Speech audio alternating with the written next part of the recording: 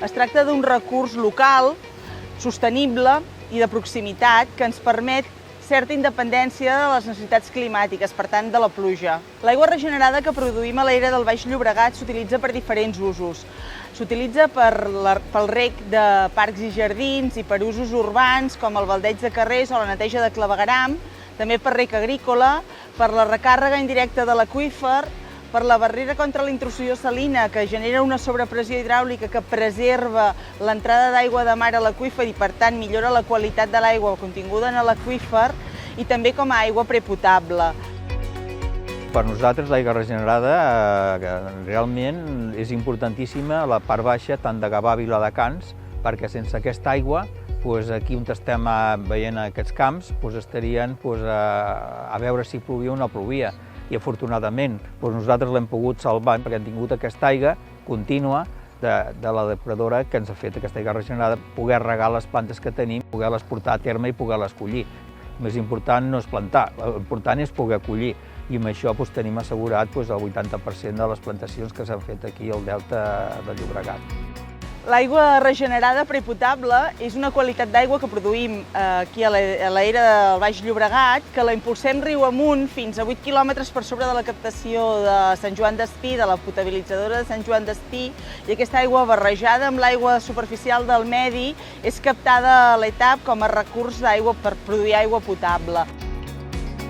Vam començar a utilitzar aigua regenerada a l'inici de l'entrada per primer cop en situació d'excepcionalitat, a principis de l'any 2023, per tots els usos no potables dels que pot ser utilitzada l'aigua regenerada, que bàsicament són la neteja de la via pública, la neteja del clavegueram i el reg d'emergència, de supervivència dels arbres i de les plantes del verd urbà. Estem gastant 70.000 litres al dia d'aigua regenerada, això vol dir que són 70.000 litres d'aigua potable que no estem consumint, que per tant estem allargant les reserves d'aigua potable que hi ha disponibles en el sistema Ter Llobregat, i a partir d'aquí ens ha permès mantenir en una situació de sequera d'excepcionalitat, tant fins i tot en situació d'emergència, un 100% de servei en neteja viària. En els darrers anys, la producció d'aigua regenerada ha incrementat de manera significativa.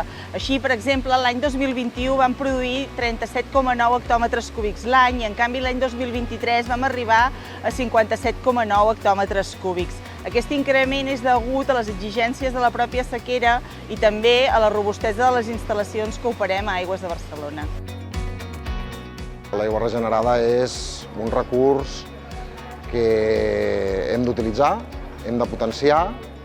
Nosaltres ara l'estem utilitzant per clavegueram i per neteja de via pública, però la idea nostra és també aprofitar-la per regs, per intentar tots els usos aquells no potables de l'aigua, poder-los fer amb aigua regenerada.